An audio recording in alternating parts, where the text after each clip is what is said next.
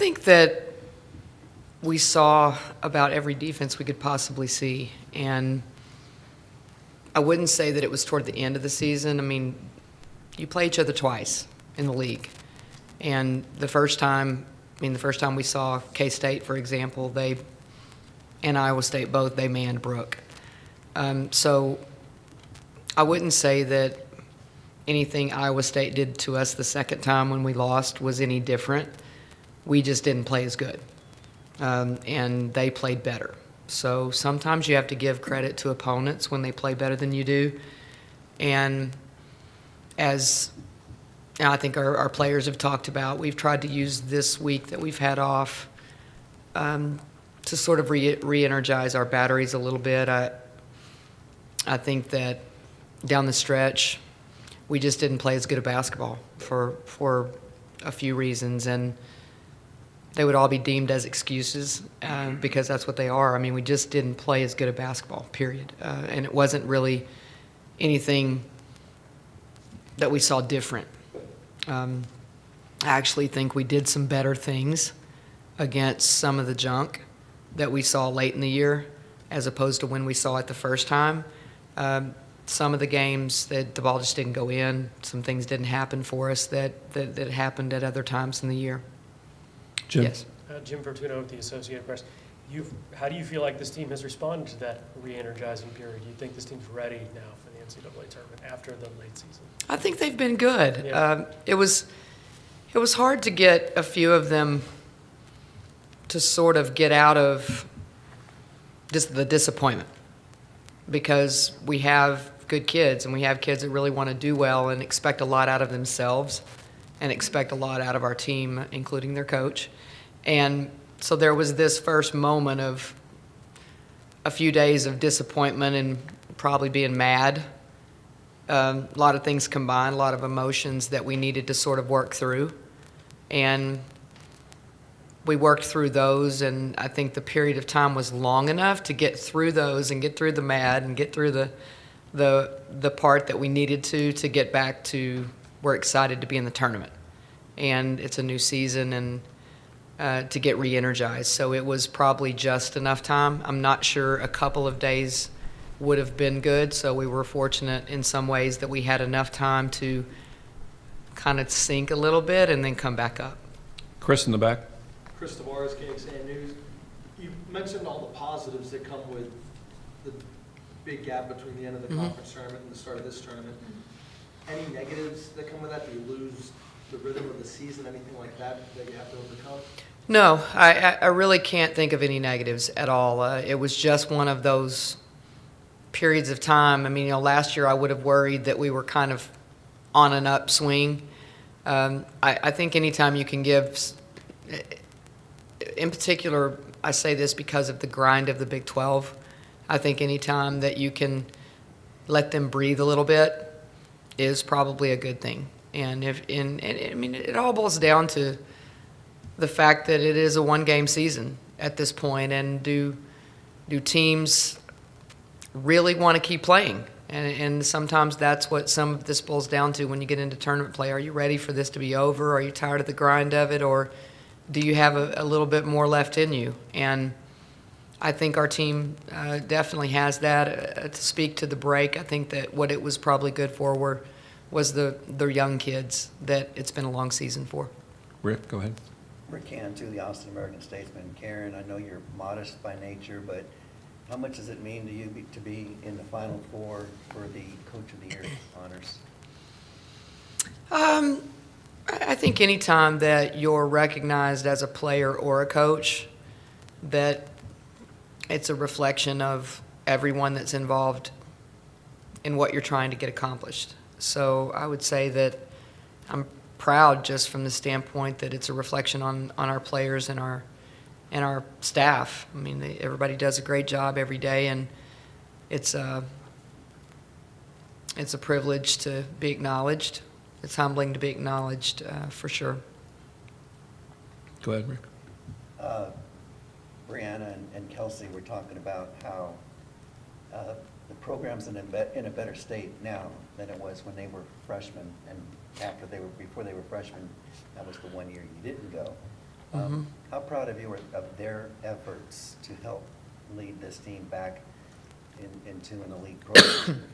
Well, as I said, I mean, we talked a lot about this on senior day, and it is fun to watch. As now I've been here long enough that I've seen players come in as freshmen and leave, and you get to see the impact, and you get to see their maturity and what they've turned into as young women, and what this university does for student athletes here at Texas. It's understated what I think our university does to grow up people and grow people into what I deem as leaders in society and what they'll be able to do in their next so-called life. So as much as I'm proud of what they've done on the court, and I am really proud of how they've gotten Texas back into a place that we need to be in, but I'm also probably more proud of how much they've grown up as young women. Chris in the back. Part of getting Texas back each year, they take a run in the NCAA tournament. Do you mention that? Do you talk about that? Is the team aware of that, trying to get to that next step, with that being the Final Four just up the road? Well, obviously, it's one of our goals, and it should be. It should be at Texas, and we talked about it early in the year. I mean, the hashtag, all that stuff is part of what our ultimate goal is for this season. But I will say that part of this process in this last week or 10 days to try to get our team back to the competitive level that we were at for quite some time was to really start talking about the one day at a time thing, because that approach worked with this particular team. Just to talk about what are we doing in this moment? How can we be the best we can be in this moment, in this game? We don't care what's ahead. Let's just talk about today. And for whatever reason, I think this particular team is better when they stay in the moment. So we haven't talked about anything but Central Arkansas. Travis in the back. Travis Raycheck, Spectrum. Karen, are there certain things when you get into a game, signals that let you know, all right, we're playing well, we're doing the things that we should do right now? You know, it's funny that you say that, because I was sort of thinking about the games. You know, you do reflect back on the year when you have some time to do that, and you think about games that you felt really good. And I think that the old saying that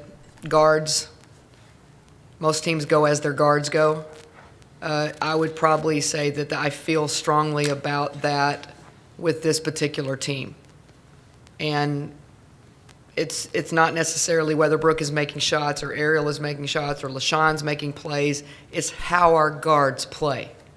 And when our guards are full of energy and they're really on task defensively and they're really pushing the ball and they seem very connected, there's an energy in the building, there's an energy on the bench, there's an energy with our team.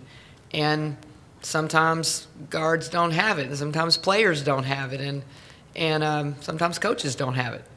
But when that feel comes from our guards, I think that we're a better basketball team, if that answers your question. In the back, please. Sarah Berryfield, State Austin. Karen, Kelsey mentioned to us a little bit ago that the upperclassmen had to kind of grind in the underclassmen's heads the one-and-done mentality of the NCAA tournament. As you reflect back on this, do you feel like the underclassmen and freshmen of this group have really embraced that in-the-moment feeling?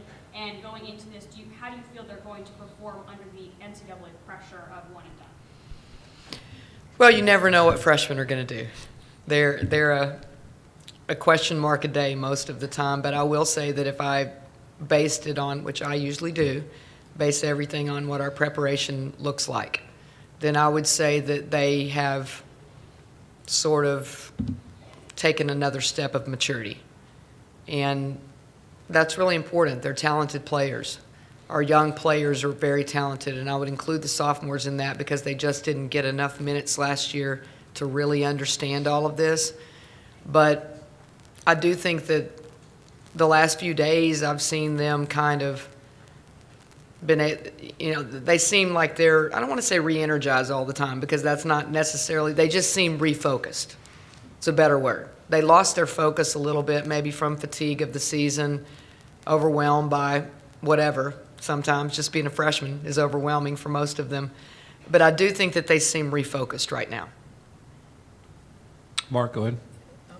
There's situations sometimes where 2 or 3 of your players just, the other team doesn't really guard them outside. So what are they supposed, they're daring them to shoot. Yeah. What are they supposed to do in those situations if the clock's not running out? Well, I think that's the statement about the clock running out does make a considerable difference. But I think where we get bogged down sometimes is when we don't move the basketball. It's not necessarily who's shooting it and who's not shooting or who's open and who's not open. It's when we don't move it. And the last couple of games, we got stagnant offensively and we stopped. The ball kind of got stuck. And I thought we did a better job at K-State, which was our last conference game. I thought we made some changes and we did some things that were very positive. And, I mean, it was a different game against West Virginia, so I hate to say we didn't carry it over because West Virginia just outplayed us. I hate to, we didn't play great. Shots didn't go in, but they played really good. And they played really good in the whole tournament. So, you kind of have to give the credit to them in that situation and not beat your kids down and say, oh, well, we were terrible. We got outplayed for sure, but they outplayed everybody in the tournament. So they had a sense of urgency we didn't have. So I was more interested in getting back home and finding a sense of urgency that we didn't go to Oklahoma City with, rather than worry about who was shooting. Jim, go ahead. In trying to refocus that, do you have a special speech? Do you change up routine? Do you give them extra time off or drill down harder? How did you as a coach approach that? I did give them a couple of days off when we got back to the tournament because that was the plan anyway. Had we played one more day, they still would have taken a couple of days off because they are students. And it was the week before spring break. And at Texas, going to class and being a student is pretty important. So I had planned on that regardless so that they could catch up a little bit academically before spring break. So I would say the only thing we probably, or I did maybe differently, was the practices that we had kind of in between were, for lack of better words, my patience wasn't very good in those practices, and we kind of got back to some things that I felt like we were getting away from.